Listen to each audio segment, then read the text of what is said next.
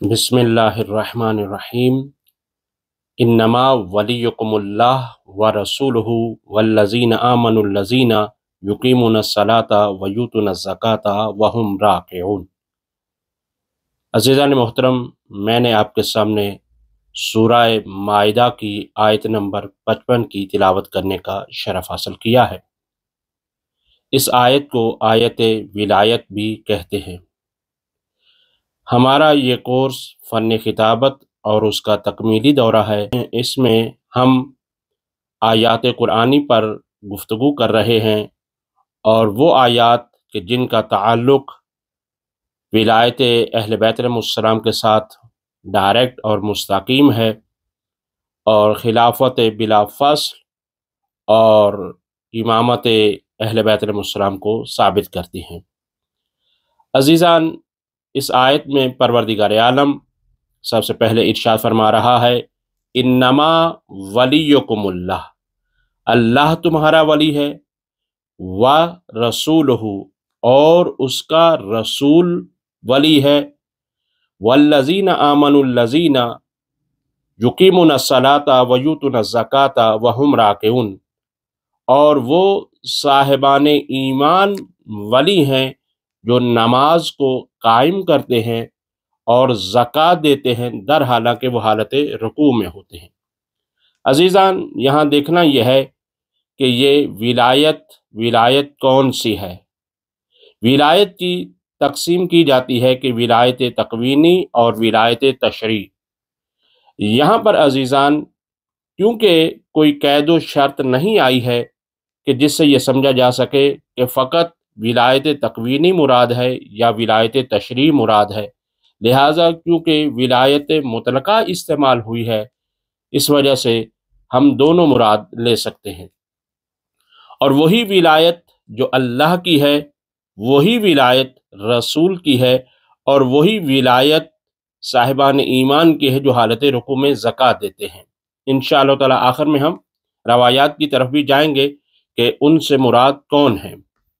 عزیزان، جو اس میں توجہ طلب بات ہے اور بہت ہی اہم ترین بات ہے، وہ یہ ہے کہ لفظ ولی کا تکرار نہیں ہوا ہے، بس اتنا ہی استعمال ہوا، انما ولیکم اللہ، اور انما لفظ حصر ہے، حصار کر رہا ہے، فقط اور فقط تمہارا ولی اللہ ہے، اور اس کے بعد لفظ ولی کا تکرار نہیں ہوا، اسی پر عطف ہو رہا ہے، وَرَسُولُهُ وَالَّذِينَ آمَنُوا الَّذِينَ۔ تو اس کا نتیجہ یہ ہے کہ ولی کا لفظ ایک دفعہ استعمال ہو کر ہمیں یہ بتا رہا ہے کہ ولایت ایک ہے۔ جب ولایت ایک ہے تو ولی تین بیان ہو رہے ہیں، یعنی اللہ ولی ہے، رسول ولی ہے، اور وہ ولی ہیں جو صاحبان ایمان ہیں اور حالت رکوع میں زکوٰۃ دیتے ہیں۔ اب عزیزان، اس پر توجہ کریں گے کہ اللہ کی ولایت ہے، اور ولایت فقط ہے ہی خدا کی، تو اسی وجہ سے ایک ہی لفظ ولی استعمال ہوا ہے، لیکن ولی مصداق کے طور پر تین کو بیان کیا جا رہا ہے، اللہ ولی، رسول ولی، اور کیا ہے؟ صاحبان ایمان ولی۔ عزیزان، اس میں پہچاننا یہ ہے کہ اب اس ولایت کو جب بیان کیا جا رہا ہے تو آیا یہ ولایت طولی ہے؟ عرضی تو حتماً ہو ہی نہیں سکتی کسی کے نزدیک بھی، یا اس سے کیا مراد ہے؟ دیکھیے، ولایت طولی کا مطلب بھی بعض لوگ ہمارے بیان کرتے ہیں، جبکہ ولایت طولی بھی نہیں ہو سکتا، بلکہ تحقیق یہ بتاتی ہے کہ ولایت طولی کو بھی اگر مان لیا جائے تو بھی شرک لازم آتا ہے۔ لہٰذا یہ ہے کہ تفسیر المیزان علامہ محمد حسین طباطبائی یہاں پر اصطلاح استعمال کرتے ہیں کہ بالإصالہ اور بالطبع، اور تھوڑا سا اور دقیق اس میں چلے جائیں تو وہ یہ ہے کہ اللہ کی ولایت ایک ہی ولایت ہے، اور وہی ولایت اس کے بعد جب کسی کے ہاں آتی ہے تو اس ولایت الہیہ کی تجلی آتی ہے، یعنی وہی ولایت ایک ہی ہے، اور اس کی تجلی پروردگار عالم جس سے چاہتا ہے ظاہر کرتا ہے، یا دوسرے لفظوں میں عام فہم الفاظ استعمال کیا جائے تو اس ولایت کا مظہر ہوتا ہے وہ ذات۔ اب یہی ہے کہ ولایت فقط اور فقط ایک ہے، لیکن جب وہ کسی کو عطا کرتا ہے تو وہ طول میں نہیں ہے، بلکہ کیا ہے، اسی ولایت کی تجلی ہے، ظاہر ہوتی ہے۔ اب آئیے اسی طرح سے حدیث قدسی میں پروردگار عالم ارشاد فرماتا ہے، اور بہت ہی اہم حدیث قدسی ہے۔ پروردگار عالم ارشاد فرماتا ہے، عبدی آتینی، اے میرے بندے تو میری اطاعت کر، اجعلو کا مثلی، میں تجھے اپنی مثل بنا دوں گا۔ اچھا، ایک چیز یہاں پر واضح کرتا چلوں کہ لفظ مثلی ہے، مثلی نہیں ہے۔ مثل اور مثل میں کیا فرق ہے؟ تو عزیزان، فرق یہ ہے کہ مثل ذات میں ہوتا ہے، جیسا کہ قرآن مجید کی وہ آیت آپ کے ذہنوں میں ہوگی کہ لیسا کمثلی شیء، اللہ کی کوئی بھی مثل نہیں ہے، کوئی شے بھی اس کی مثل ہو ہی نہیں سکتی، تو بس اس کی ذات کی کوئی مثل موجود نہیں۔ اسی وجہ سے فرمایا اجعلو کا مثلی، میں تجھے اپنی مثل بنا دوں گا۔ مثل صفات میں ہوتی ہے۔ تو اب یہ ہے کہ جب میں تمہیں اپنی صفات میں اپنی مثل بنا دوں گا، انا حی، میں زندہ ہوں، واجعلک حیا، اور تمہیں بھی میں زندہ رکھوں گا۔ اور پھر فرمایا انا اقول للاشیاء کن فیکون، میں جب کسی شے کا ارادہ کرتا ہوں تو کہتا ہوں کن فیکون، تو وہ شے ہو جاتی ہے۔ واجعلک تقول کن فیکون، اور میں بھی تمہیں ایسا قرار دے دوں گا، ایسا بنا دوں گا کہ تو بھی کہے گا کن فیکون تو وہ شے ہو جائے گی۔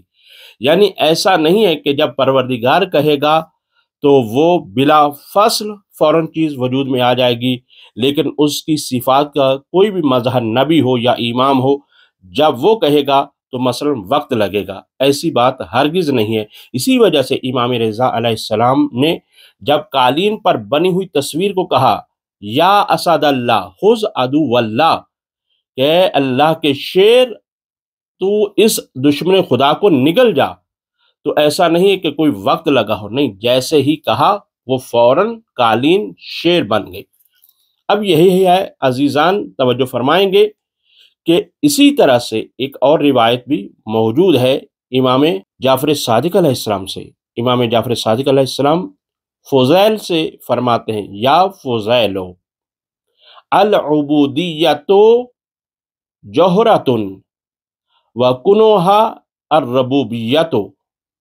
اب اس کی میں وضاحت نہیں کر سکتا، کیونکہ ہو سکتا ہے کہ میں صحیح طرح سے سمجھا نہ سکوں۔ اس کا آپ خود مطالعہ فرمائیں اور رجوع کریں، اور اپنے بزرگ علماء سے، محققین سے پوچھیں کہ اس کا کیا مطلب ہے۔ تو بہرحال یہ ہے کہ یہ ہے ولایت کی تجلی ہوتی ہے اور اس طرح سے ظاہر ہوتی ہے۔ اب اس کے ساتھ توجہ فرمائیں گے، وہ یہ ہے کہ ولایت اللہ تعالیٰ ہر ایک کو نہیں دیتا، کیونکہ اس کے لیے ضروری ہے کہ معصوم ہو، جو صاحب ولایت ہو وہ معصوم ہو۔ اگر غیر معصوم کو دے دی جائے تو اس سے خطا کا امکان موجود ہے، جس کا لازمہ ظلم ہو سکتا ہے، لہذا پروردگار عالم معصوم ہی کو ولایت دیتا ہے۔ پہلے معصوم ہونا شرط اساسی ہے۔ تو بس اس کا نتیجہ یہ ہوا کہ صاحب ولایت جو ہوگا وہ معصوم بھی ہوگا۔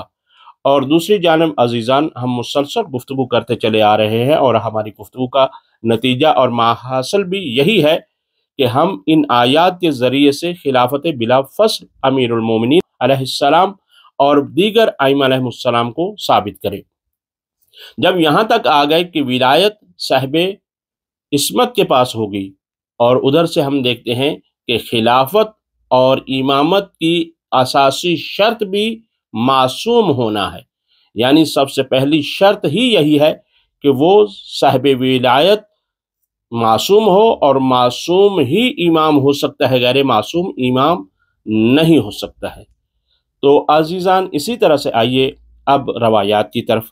تو اب روایات میں جب ہم دیکھتے ہیں تو ایک نہیں دو نہیں تواتر کے ساتھ فریقین یعنی شیعہ سنی کتب کے اندر یہ روایت مرقوم ہے کہ اس آیت کی شان نزول کو بیان کیا گیا ہے اور مختلف انداز میں بیان کیا گیا ہے کہ علی علیہ السلام مسجد میں نماز پڑھ رہے تھے اور کسی سائل نے آ کر ایک مرتبہ سوال کیا کہ کوئی مجھے اللہ کے نام پر دینے والا ہے؟ تو جب اس نے سوال کیا، جب کسی نے جواب نہ دیا تو امام علیہ السلام نے اپنے ہاتھ کی طرف اشارہ کیا، جبکہ وہ حالت رکوع میں تھے تو اشارہ کیا اور انگوٹھی کو دے دیا۔ اب یہاں پہ بعض لوگ اعتراض کرنے والے یہ بھی کہہ جاتے ہیں کہ جی پھر یہ تو منافی نیت ہے۔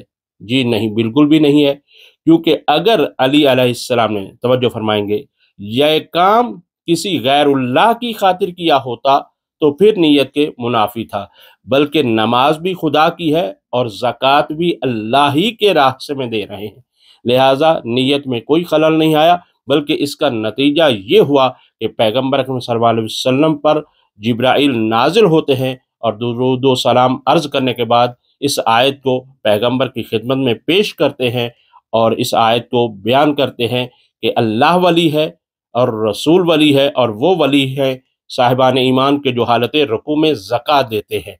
تو اب یہاں سے یہ بات واضح ہو گئی کہ اللہ ولی ہے، رسول ولی ہے اور علی علیہ السلام ولی ہے۔ رہی بات کہ جی مفرد وہاں لفظ نہیں آیا بلکہ جمع کا لفظ آیا ہے، تو اس کے بھی کئی ایک جوابات ہیں، کیونکہ ہمارے بنا یہ ہے کہ ہم اختصار سے گفتگو کریں کیونکہ یہ مفصل گفتگو ہے۔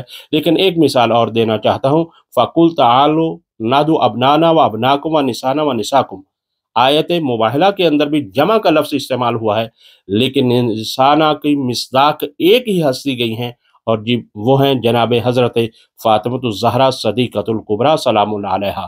اور اسی طرح ابنانا کا بھی لفظ استعمال جمع کا ہوا ہے، لیکن اس کے مصداق کون ہیں؟ وہ حسن و حسین علیہ السلام ہیں۔ اور اسی طرح سے یہ ہے کہ انفسنا بھی لفظ جمع استعمال ہوا ہے، لیکن وہاں پر صرف اور صرف علی علیہ السلام اس کے مصداق ہے۔